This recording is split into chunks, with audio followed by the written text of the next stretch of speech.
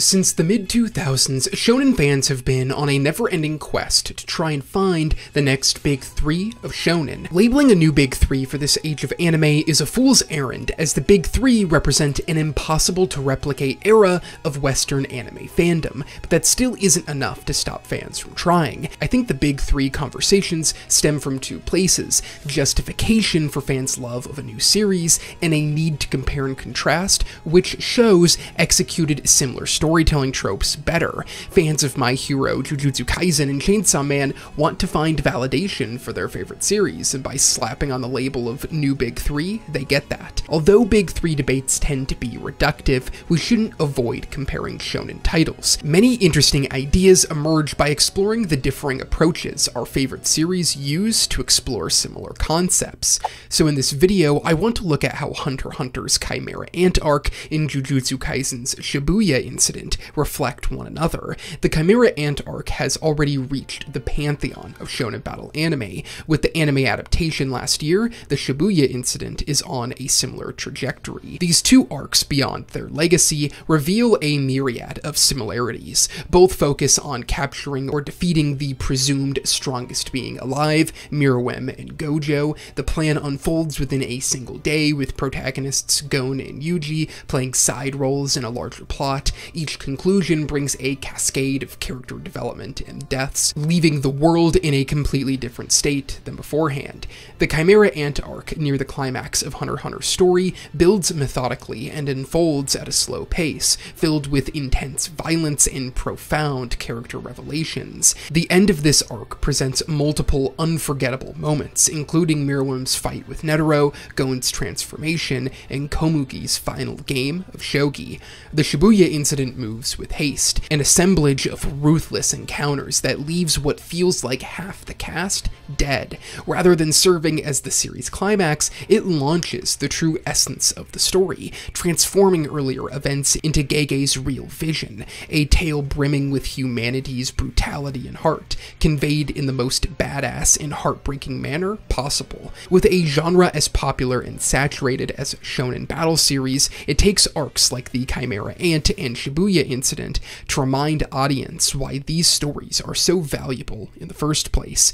Both of them use similar tools to craft these narratives, but through the direction of each author, both lands with separate but equally impressive impact. So let's take apart these two juggernauts of shonen battle anime and see how both of them tackle the same ideas of darkness and humanity. Welcome to AniEssays. Here we overanalyze anime and manga, with each video on the channel created under the belief that anime, same as film and literature, is worthy of in-depth criticism. If you enjoy my videos, then consider supporting me through Patreon. More information about Patreon benefits at the end of this video. When I was watching the second season of Jujutsu Kaisen, I couldn't stop thinking about how much of the Shibuya incident reminded me of the Chimera Ant arc, or to be more specific, the palace invasion. That idea stuck in my head for so long that I had to revisit both arcs and see what similarities they had, followed by the differences that make each shine. After putting them both side by side, I think you could make the argument that the Shibuya incident is the reverse Chimera Ant arc. Before we can begin comparing and contrasting each arc, we need to go over the basic setup leading into both. The Chimera Ant arc takes place during the second half of Hunter x Hunter's story.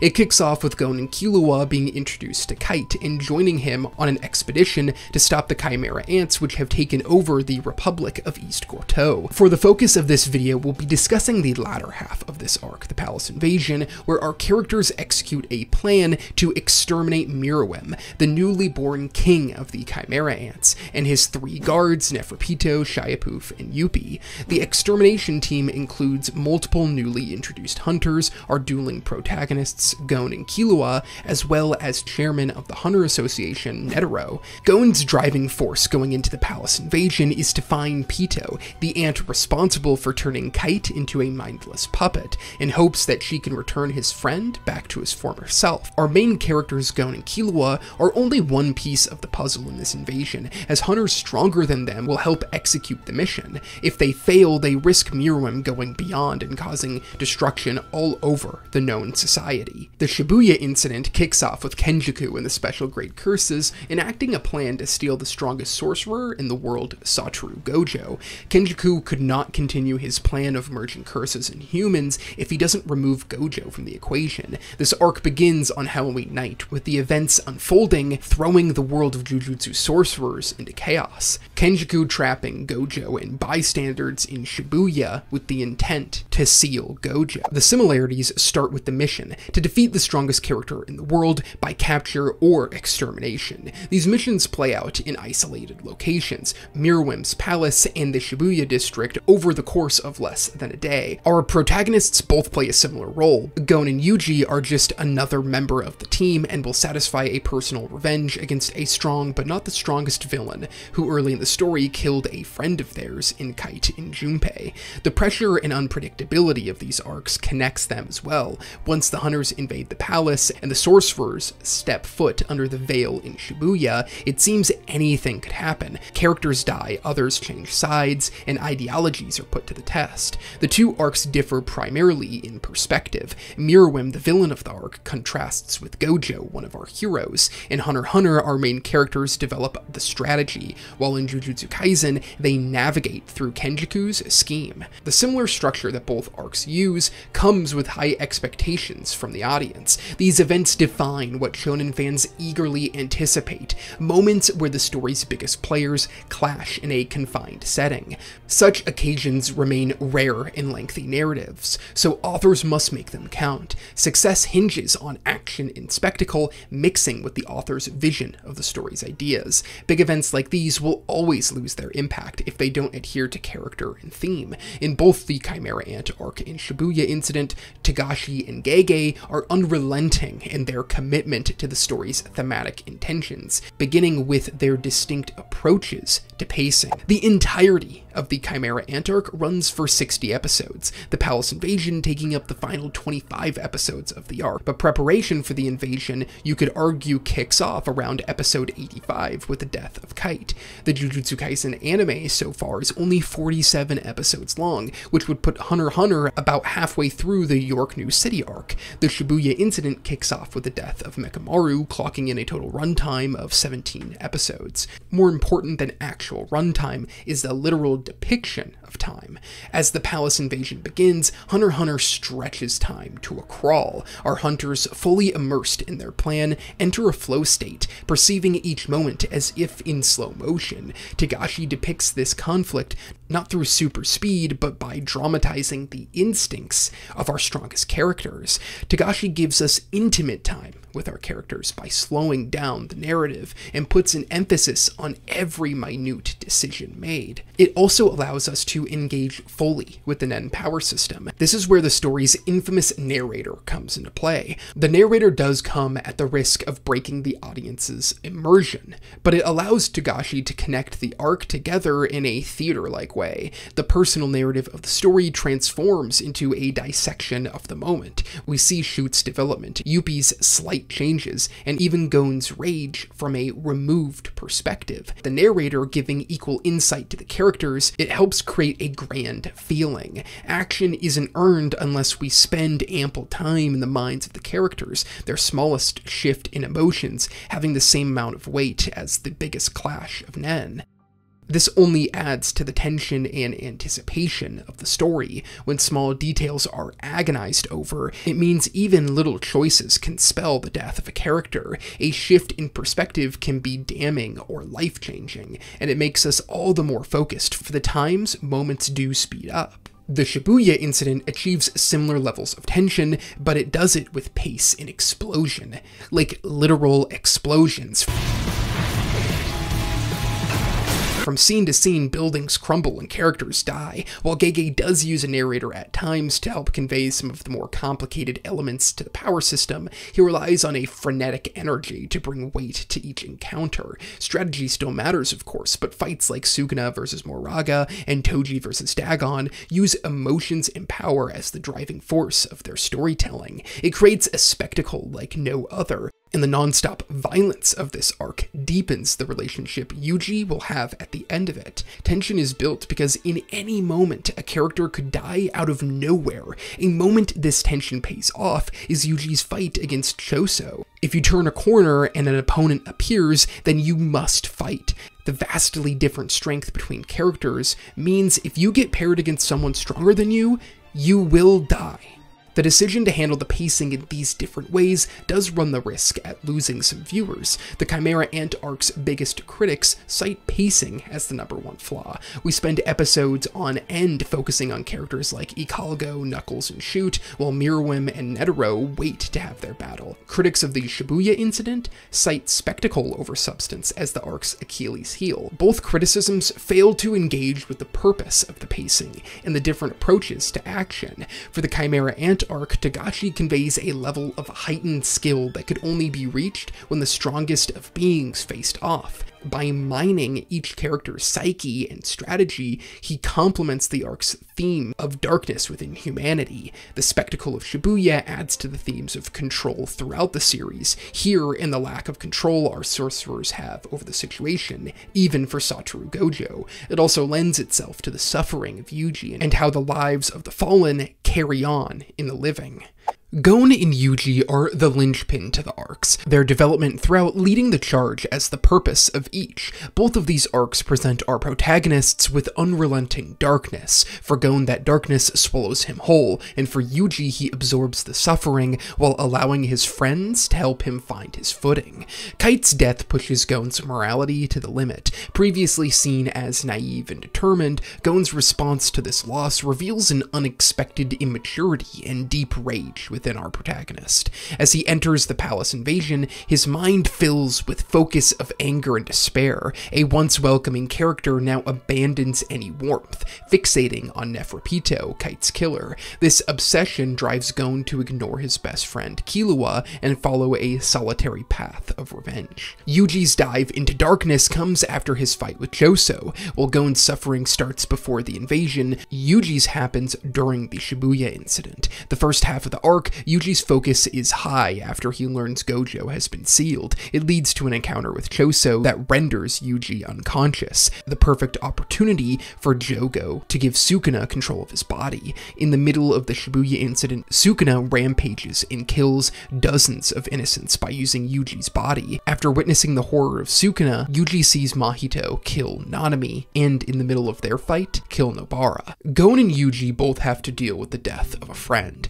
Gon's response shows his inability to sift through the darkness. He chases Pito down and finds the murderous cat in quite the extraordinary circumstance. She uses her nen to heal an innocent girl, doing anything she can to protect Komugi.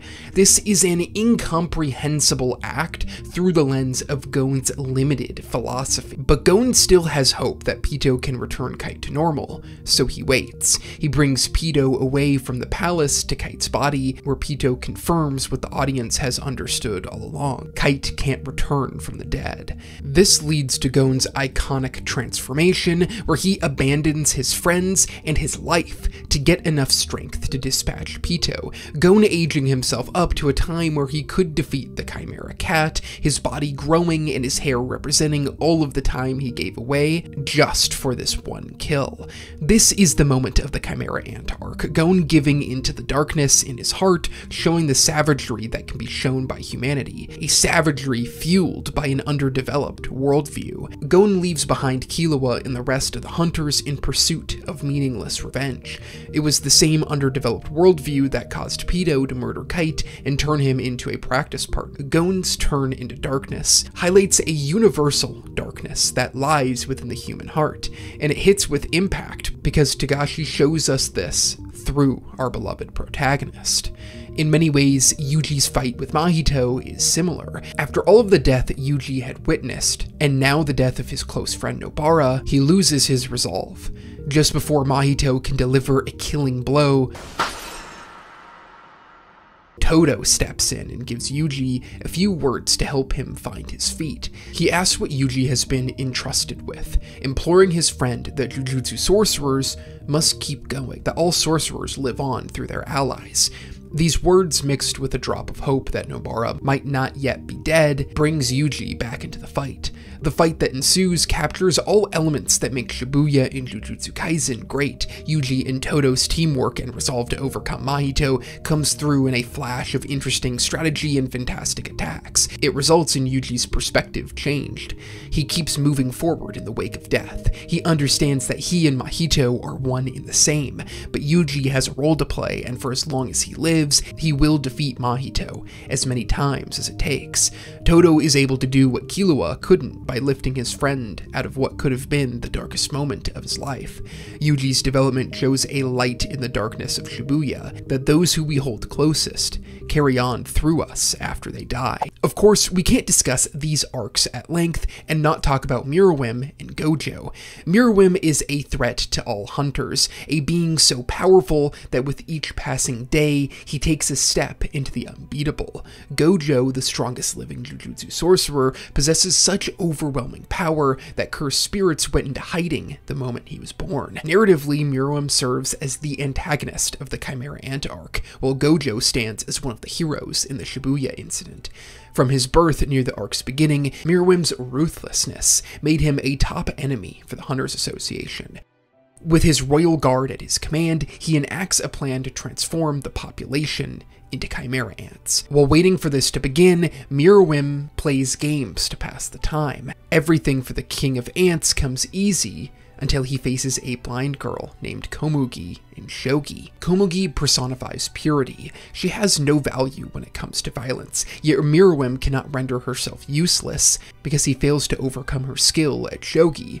Not all of us are meant to be great leaders or warriors. Komugi shows that to Muruem, and because of it, he starts to change. Muruem saw how humans as lowly beings who were inferior to him in every way possible, until he faces a hurdle he can't overcome. All of this development precedes the palace invasion, and because so, Muruem is in the process of changing well before Netero and the Hunters start their attack. The hidden inventory arc preceding the Shibuya incident reveals a crucial moment in Gojo's development, the beginning of his fallout with his best friend Suguru Geto. After Toji Fushiguro kills Riko, the girl Gojo and Geto were assigned to protect, both characters break. Geto's perspective collapses, leading him to a path of exterminating all non-sorcerers. Gojo, on the other hand, resolves to use his strength to change things by relying on himself. That plays out in the Shibuya incident, where Gojo takes the lead fighting Jogo, Mahito, and Kenjaku utilizing Gojo's over-reliance on himself and his moral outlook on humans to put him in impossible situations. Surrounded by dozens of people, all of which are being attacked by transfigured humans, Gojo is faced with a reality. He has to use his domain, but if he does, he will kill all of the innocent people there. In typical Gojo fashion, he uses his domain expansion for less than a second, saving the humans and giving him enough time to save them all from the transfigured humans. Muruem and Gojo are both used to reflect the positive nature of humanity. Both characters far surpass the others in strength, yet both Togashi and Gege use them to reinforce positive feelings for humanity. Muruem's development through his fight with Netero and death from radiation shows the contrast between Muruem just wanting to play shogi one more time with Komugi and the malice of the human heart. That with a little life experience, time to live through the vastness of human potential, Muruem acts more human than Netero and Gon. When Gojo is faced against Kenjaku in Suguru Geto's body, he doesn't feel overwhelmed by being trapped. One thing Gojo did was build up the heroes who could take his place, Yuta, Yuji, and Megumi, Gojo willing to put his faith in his pupils. The Shibuya incident is not the end for Gojo's story, but in this arc, he is just like Muruem for the Chimera Ants, showing that even the strongest of us, those we perceived to be removed from a normal human experience, can produce empathy just like anyone else. For two arcs that bathe in action and violence, it is a heartwarming message like that which brings its satisfying nature to life. A crucial aspect to both of these arcs is the unpredictability in which they unfold. A mission to remove the strongest character in the show results in a showdown between the majority of important parties in the series. There are no ABC steps from the start to the end of this encounter. Characters die, lives are changed, and others switch sides on a whim. Events like this are so satisfying to an audience because of how quickly circumstances change. Characters are put into a situation with the utmost pressure and intensity. If they make the wrong choice, they will die. And if they make the right one, they will instantly succeed. Because of the wait for the palace invasion is so long, the characters just existing in the palace serves as a type of payoff, which I think helps for how Togashi is able to spend an episode depicting seconds. In Shibuya, this is a major jump in the kind of story that is being told. Sure, Jujutsu Kaisen had some phenomenal fights in the first season, but nothing came close to the intensity of what the Shibuya incident offers. The end of both of these arcs come very differently. Gon sacrifices his life in order to acquire enough power to defeat Pito. Yuji, with the help of Todo, finally defeats Mahito, and it comes after he truly understands the similarity between the both of them. Kenjaku escapes with Gojo, and Muruem defeats Netero, but soon after dies from radiation. The ending of both arcs put the story in very different places. The Chimera Ant arc ends on a melancholy sort of tone, as Muruem develops into an empathetic person, which is undercut by his death. Our heroes won, but at what cost? The conclusion of this arc leaves a shadow hanging over the ideas of the show, that Muruem could have developed a more empathetic and kind outlook than the driving force of our story, Gon. Did Muruem really need to be dealt with? How was he supposed to act when he was born into the world with all of that power? Not to mention if Gon himself will survive, and if he does, what will become of his relationship with Killua? The Shibuya incident ends on a more brutal note. Kenjaku has disrupted the entire hierarchy of Jujutsu sorcerers by succeeding in his plan to capture Gojo. Yuji has lost 2 of his mentors and 1 of his closest friends. This major hit to the world of Jujutsu sorcerers won't be easily rectified, as Kenjaku's plan for the merger can now begin with the biggest hurdle out of the way. The suffering Yuji has experienced has transformed him, and now the Jujutsu society also wants him dead. The Shibuya incident was the inciting conflict that would change the world of sorcerers, and the end of this arc puts the world into a bleak outlook. For both of these arcs, it ends with the most powerful being in the universe being dealt with. The palace invasion was the outcome of careful, methodical buildup that resulted in 2 characters evolving in unpredictable ways, with a heart-wrenching but satisfying conclusion to the story. It is the peak of the mountain for the Hunter x Hunter anime. The Shibuya incident takes that formula, flips it on its head, and runs it through at double speed. The Shibuya incident exploded the direction of Jujutsu Kaisen's story and made violence and action the centerpiece of character development and thematic ideas. Gege made a world-altering event that changed the direction of the story while staying true to everything he had built up so far. These arcs are a huge payoff for Shonen battle series. We love shows like this for the major encounters where our most powerful characters face off, and the result of the conflict will change everything about the story. It just so happens that both of these arcs delve into the depths of the human heart. The Chimera Ant arc showing just how extreme humans become when threatened, revealing the limitations of our personal philosophies and the hypocrisy of our morality. The Shibuya incident brings Yuji through the limits of suffering and shows us the answer to the darkness humans are capable of is relationships with others. I think it can be easy for others to settle into the One Piece style of structuring stories, and don't get me wrong, One Piece is maybe my favorite manga of all time, but there's no denying the familiarity of beats hit in every single arc. It is easy to follow the protagonist facing off against the strongest opponent, while side characters match up with equal strength. The Chimera Ant arc and Shibuya incident push the shonen battle structure in a different direction, both reflecting one another and having similar skeleton of design, yet coming to very different conclusions about how they convey this type of story and the purpose of doing so. The Chimera Ant's palace invasion shows humanity at its darkest, exploring the level characters will go to satisfy their revenge or what they will do to survive. In the same breath, the slow pacing and the methodical look into each character reveals how the good of humanity can shine in the most unexpected of places. The Chimera Ant arc may spend a lot of time focusing on side characters, making the audience wait for the big fight, but all of the twists and character revelations solidify its place amongst shonen's best, utilizing the strongest character trope as the crux of the arc to reveal the varying outlooks on what it means to be human. The Shibuya incident took that same core, flipping Muruem for Gojo and showing how violence isn't all that life can focus on, that the hardship we do, the societal barriers and hierarchies that hold us back, should never crush our spirits, for we carry the spirit of those we loved with us, and because of that, we can move forward in the face of malevolent spectacle and violence. With the most powerful genres, it can feel like innovation is lacking, but the Chimera Ant arc and Shibuya incident show that you don't need to uproot the entire system to innovate, but by adhering to strong stylistic choices, you can create some of the most meaningful arcs in all of anime and manga. Thank you so much for watching this video. I hope you enjoyed it. If you enjoy my videos, then consider supporting me through Patreon. Through Patreon, you get access to this channel's Discord server where we talk all things anime, manga, and media based, and that's also where I host my monthly anime watch-along discussions. You also get your name at the end of every video and access to Patreon exclusive posts. Thank you again for watching the video, and I hope to see you in the next one.